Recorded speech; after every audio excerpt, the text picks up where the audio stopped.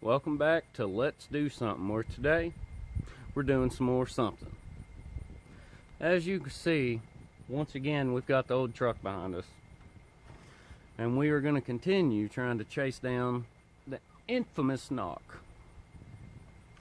So what we're going to do today is get this side's valve cover off, which in order to do that we're going to have to take off the fuel filter housing, dipstick mount, glow plug controller, and hope that that's it. But there is a lot in the way over here for us in order for us to check this valve train.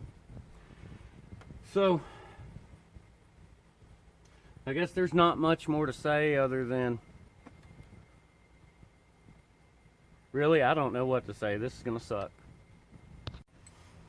Alright, so first things first, we gotta get the valve, well, not the valve cover bolts. We're gonna start taking off the glow plug controller, the fuel filter housing. I guess we'll go from there and see what else we gotta do, but I know we got some ground wires with the glow plug controller and whatnot. We're gonna disconnect the battery terminals, because there is a hot wire running over here. That's what this wire here is, and we don't want to be shorting nothing out, throwing no sparks. So numero uno, disconnect the batteries, which, to be honest, I should have done that a lot sooner when I first started disassembling everything, but hey, better get to it at some point than not at all, right?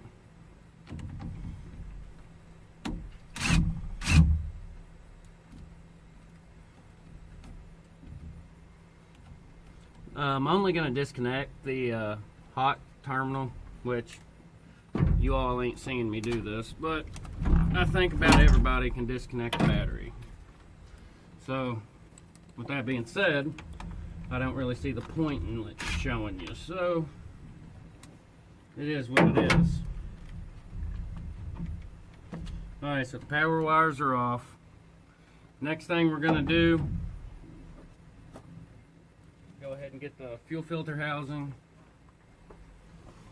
We're going to get it off. I've got a new fuel filter for this, by the way, which we'll probably throw the filter on whenever we reassemble all of this.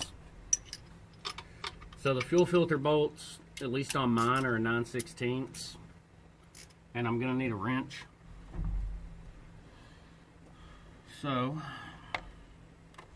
instead of a wrench, I'll use the old Impacto.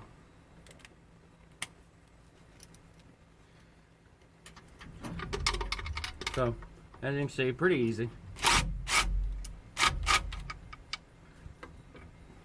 Just hit it, get it loose. Make sure you grab the washers on this.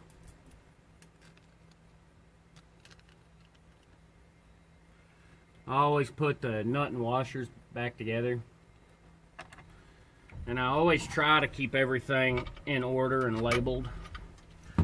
Well, I can't get the socket on this side, so we're just, yeah, it worked out just fine. We just rip it, see what happens. Alright. Well, there went the washer. Alright, so once again, put it back together. Make sure you disconnect your wires here, which they're kind of hard to mix up. I mean, you can obviously see there's a major difference in those. Alright, next thing we're going to do is take off these fuel lines. And I'll let you know what size those are when I get there. Alright. This line here on the back is a 5/8. So we are going to take it off.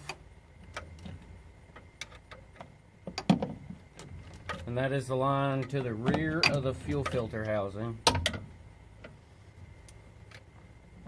And I had to get the world's weirdest wrench to do this with. But hey.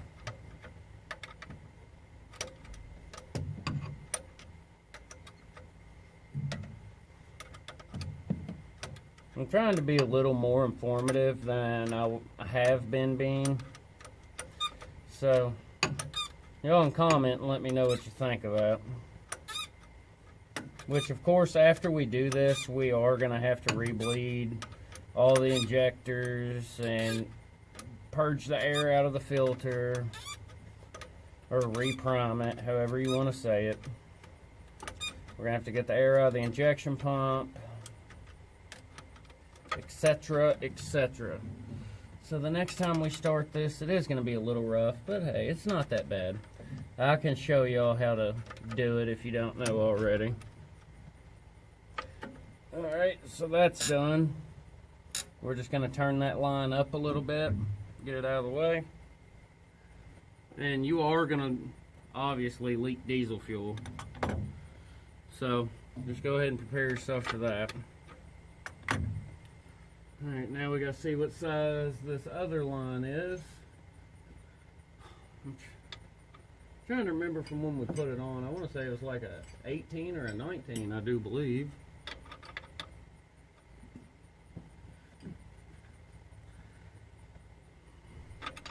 19 it was. And yeah, probably should have waited to take the bolts out of the housing. But you know. I wasn't anticipating doing this when I put this new line on. Or I probably would have waited. Well, probably. I definitely would have waited to put the line on if I would have knew we were going to do this. But at the time, I thought that sound was just from the tensioner. I did not believe it was coming from the motor. But as you can see, I've decided it is coming from the motor. Because we replaced the tensioner, it went away for a little bit, and when I took the truck on a longer drive, it was probably, I don't know, 150, 175 mile round trip, and by the time I got home, the sound was back, and it was not coming from the tensioner. And what we're going to do with the filter housing is the same thing we've done with the rest. We're just going to set it out of the way. And now we're going to hope we can get this valve cover off without having to remove this front bracket here. Because if we have to, we are gonna, well, we ain't gonna be screwed. It's just gonna really suck. Alright, let's put it like that. Alright, this one's bolts in a different location than the other side, so that's a plus. So we can get to it without having to remove this bracket here. So next thing is we gotta remove the, this here. Alright, we're going to go ahead and take off the power wire. We're just going to tuck it over under the turbo. Since we've disconnected the batteries, we don't have to worry about a short. And obviously we have diesel fuel everywhere, so if you are going to be, for some reason, need to remove your glow plug controller, whether it's to replace it or whatever you're removing it for, make sure you disconnect the positive terminals on your batteries, because you do not want to cause sparks, because if you have a fuel leak or anything else, you are gonna start a fire. That's a different size, that's a different size. Alright, so that's an 11 millimeter, and there's 2 bolts on each side, which it's the same concept as everything, except for we are going to be putting these bolts right back into the mount holes for the controller. So as you can see, took the bolts out. Now we're just going to raise it up and put these holes right back in.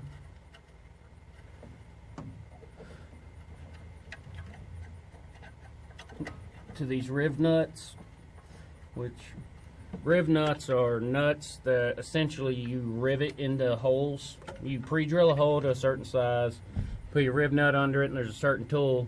You crimp it just like you would a rivet, and it flares the edges around the nut and makes it, in other words, it seats it to the sheet metal that you're working on.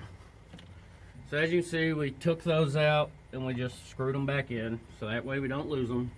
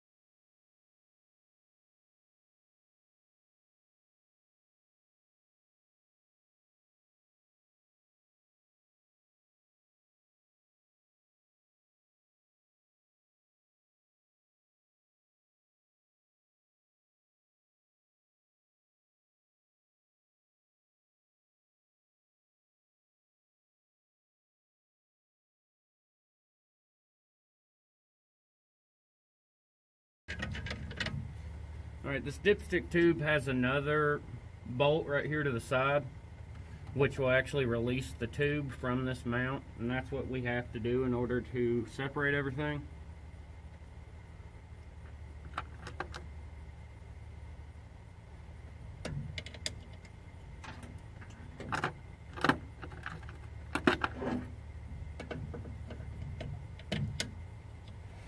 And that is a 10 millimeter.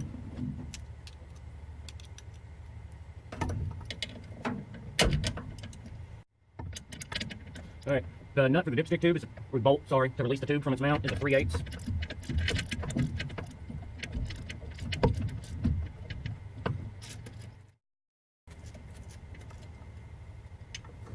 Alright, so we're going to take that out.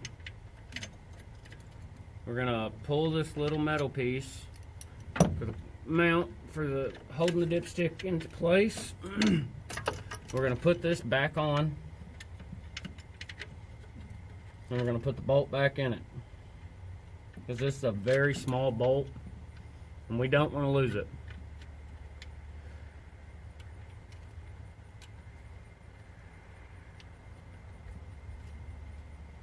So we're going to stick it back in, and we're going to tighten it, or not tighten it down, we're just going to snug it. Alright, so we snug it up, and now that's out of the way.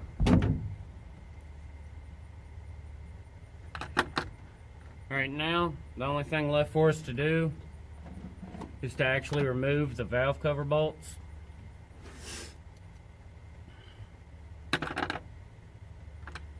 And then we can pull the cover. Alright, like I said, valve cover bolts are 13 millimeter. And I'm going to start a time lapse.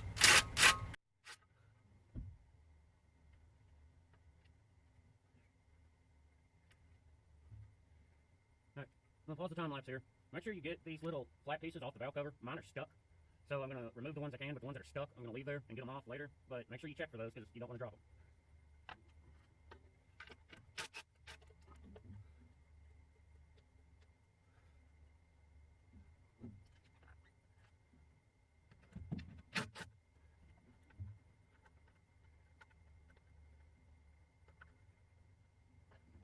Right here's what I'm talking about. Little flat pieces, same as the other side.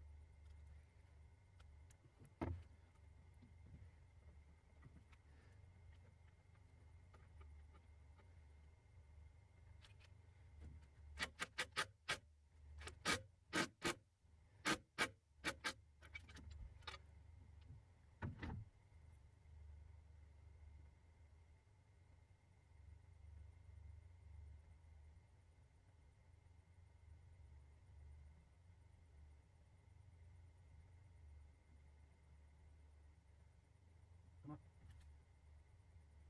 Come here. Where are you, stupid?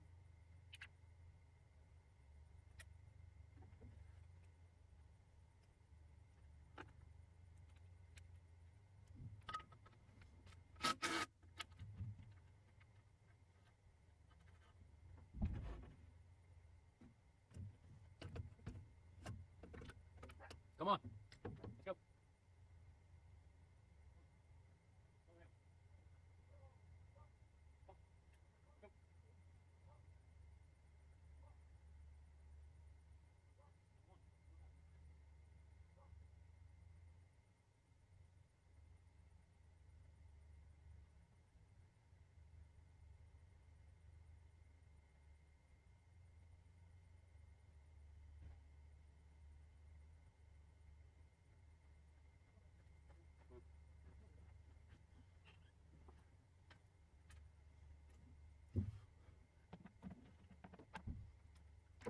Some of these we're going to take a regular socket, some of them we're going to take the deep well to get to. And some of them are in a real bad spot altogether, and you're just going to have to use ingenuity to get to them. And you can definitely tell these valve covers haven't been off since this thing's probably new. A lot of them are way too tight.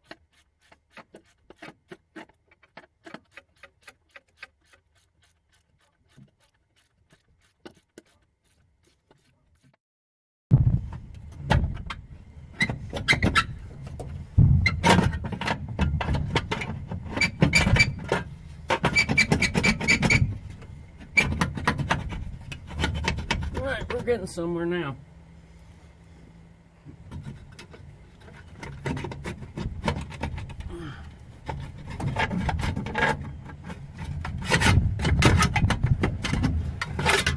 There we go. So now that it's out, we're going to do the same thing as we did on the other side.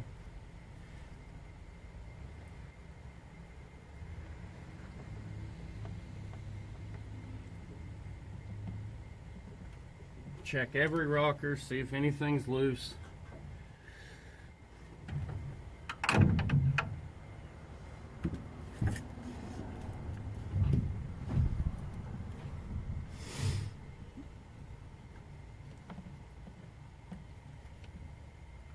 And we have a loose rocker. So now we need to figure out why. Is it a collapsed injector? Is it a loose?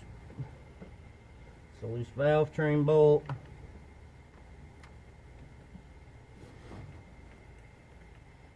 Alright, so here's the thing. When you find something like this, you need to look at all possible issues. Worst case scenario, we have an injector that's going out. Best case, the bolt has just backed out in time because we have been running this truck hard. I mean, it's turning a lot of boost and it's making more power than most 7.3s out there. So what we're going to do is we're going to get our ratchet and our socket. We're going to put it on that and we're going to see if we can easily turn it. If we can easily turn it, ideally it's just backed itself out in time. And if that's the case, we're probably going to go through and pull all the rockers and put them back together with a little bit of blue Loctite.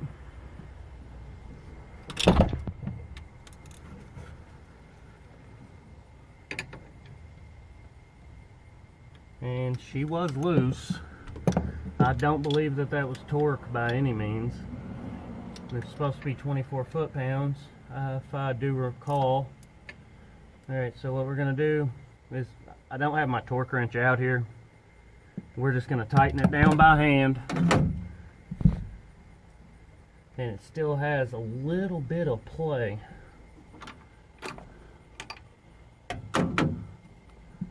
So,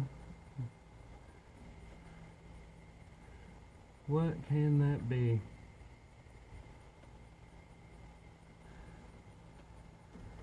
Yeah, because there's not another rocker on the truck that has movement.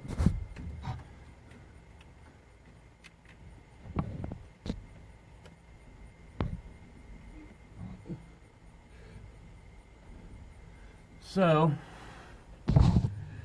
I think what we're going to do is research it and figure out what it is that it could be and go from there and pray that it has nothing to do with a bad injector, because if it does, the engine's got to come apart.